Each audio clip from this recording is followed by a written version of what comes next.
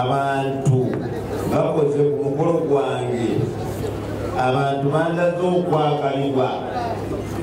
mu butuufu ne banteeka ku ntikko sebo nkutumye bw'obeera ku luleereetu oba neebalize bonna kubanga sirina ngeri ndala yonna gyennyinadde bagaamu nebaga ebibiina eby'enjawulo kubanga kasooke tebawulira omukolo guno buli kibiina kumpi ofiisi kyagegala ne babeera ku mukolo gwange tannange mwebale nnyo mwebalire ddala naye mpozi emenyawo nnyo ebintu by'amaami kirumira ono byayogera alebedde okwogera amazima nti omusajja ono nze omukisa gwe nnina abantu bonna bakola ssente bakola zange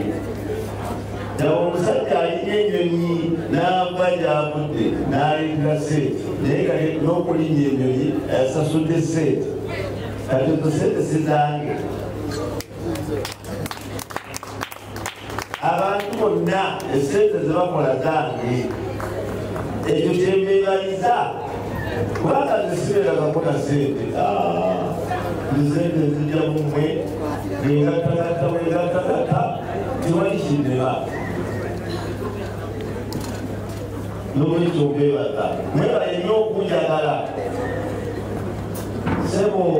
nina muganda wange wano inginiya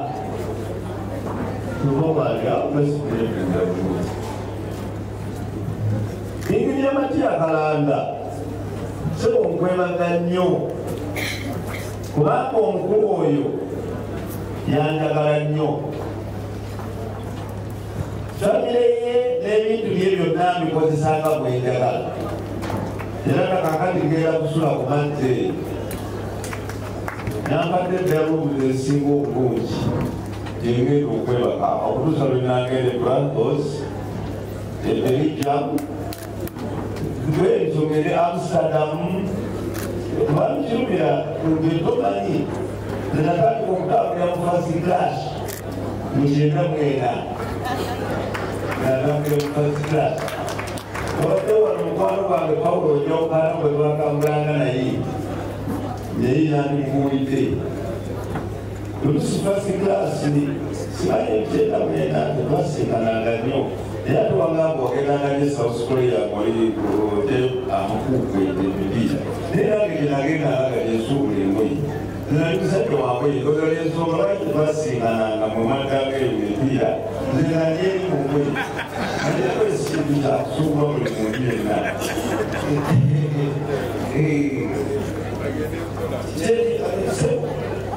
bayina okujulira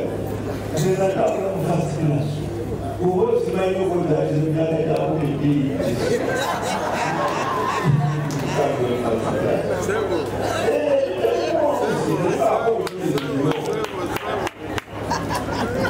seka mukyala gulula tagenze yandaga okubuulira tikitelinga ekituufu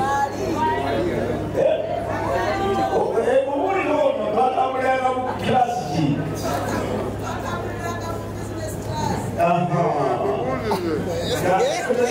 tumanyi ono ku kiseera ekyo gyetambuliranga mu kilasi ki simanyi tubasakulabangamu kilasi ekyo abantu botambula obalaba nnyo kale lwanange mbebaza mwebale byose mu His Excellency okubeera chairman w'omukolo gwange n'okukubiriza abantu bonna ne bampise ne bategekera omukolo omulungi bwekuki nebaga ekika ky'embogo ekinzaalira omukyala tannange mwebale kugunjula mukyala wange nebaga nnyo naddala maama wange mukwano gwange nnyo era njagala nnyo maama nkwebaga nnyo twebale nnyo webalire ddala bafaaga sirina kyenyinza kwogera era gwe mutabani wange abatabani bange abaliwo bafaaga mujja kuntuusiza obubaka kubanga mu butuufu ekibadde lubanga mu emyasi kyakunyumyamunya waliwo alambiri abadde 13 naye ate singa tewaladdeewo nsonga nyingi nategenda kumalayo wa bishop tebaliiwo era omuyambuli ali kweyakooti agenda mu lukiiko n'omulala bamutumye Roma n'omulala bamusukala abawano wakati n'olwekyo bannange beebaza nnyo okupesa ekitiibwa n'okakasa ti ddala ndi mu Kristo era mwebale kunteekateeka sebo abasosolooti abaliwo batumye okunneebaliza abo bonna abataliiwo n'okunneebaliza Eklezia Katolika ne bannange bonna abasomera eddiini endala abakristaayo abasiraamu era basheeka babaddewo wali ku mukolo wakuba nabo bagenzi saagala kumala budde buwanvu nnyo ekigambo kyange kibadde kyakwebaga sina kyenyinza kwongerako mmwe abantu abali wano mwenna okutegeera nti bebabibiza nnyo wano wabaddewo abantu ab'enjawulo abafudde ku nsi ez'enjawulo wabaddewo abafudde mu Amerika abafuddewo abafudde mu Bungereza mu nsi ez'enjawulo nyi waliwo n'abafudde e Kabulu nabo babaddewo wali abafudde e Kabulu naye nga badde lwa mukolo bannange Katonda yekka yaba bansasulira buli muntu mwagaliza emirembe ate mbasabira nammwe Katonda abawa omukisa nammwe mwagalibwe nga nze kubanga abantu bonna ne bapakasa nga bapakasiriza bwebiragaga kintu kyanjawulo nnyo ate ne bateekamu n'obuvunanyizibwa nabadde okusaba yalyo saabusaabwe era abantu bakyaliwo ne baagala banduleku mwebale nnyo mwebalire ddala sebo chairman keke nja kusaba kubanga keke nyingi zetulina naawe sebo chairman yonako keke nzo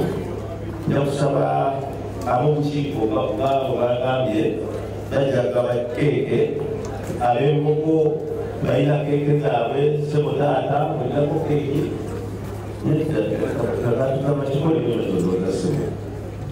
sebo tweyanziza omugole tugenda gabako ntono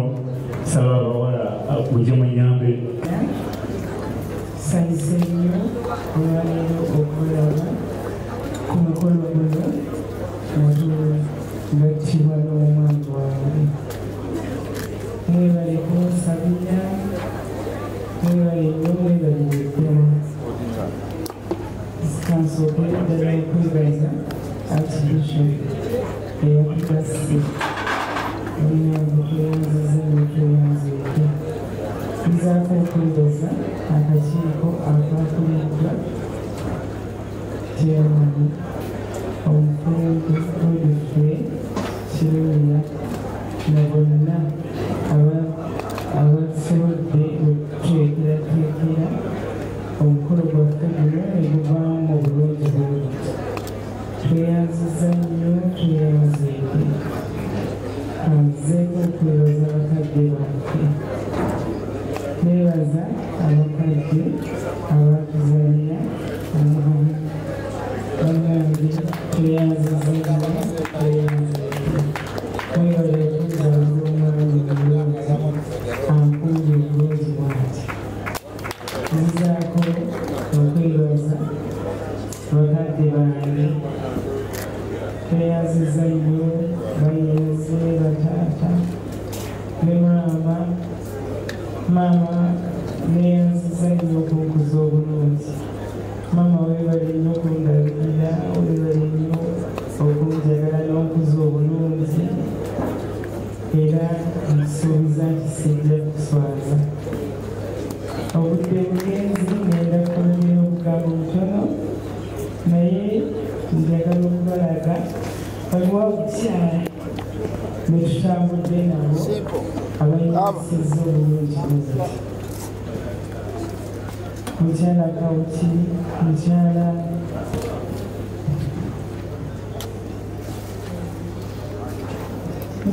Kiyinga n'omukyala tukasentale badde nsaba wakiri ng'oyimirireko muwulireko abantu manyi mukuwonye bannange neyanziza nnyo neyanzeege abakyala baagaza omukwano buli gwesirabanga naye kanzireyo nga nebaza abaami baabwe bannange mwebale nnyo okubakkiriza kubanga babaddewo buli kaseera tubadde tutambula paka n'okutuukirawo awasatu tweyazize netweyaza onesijja kwogera bingi naye mwenna mbeebaza abavudde ewala abavudde luddawa bangi mubadde mutusabira okutuuka kuli nekkula bannange mwebale nnyo mwebalire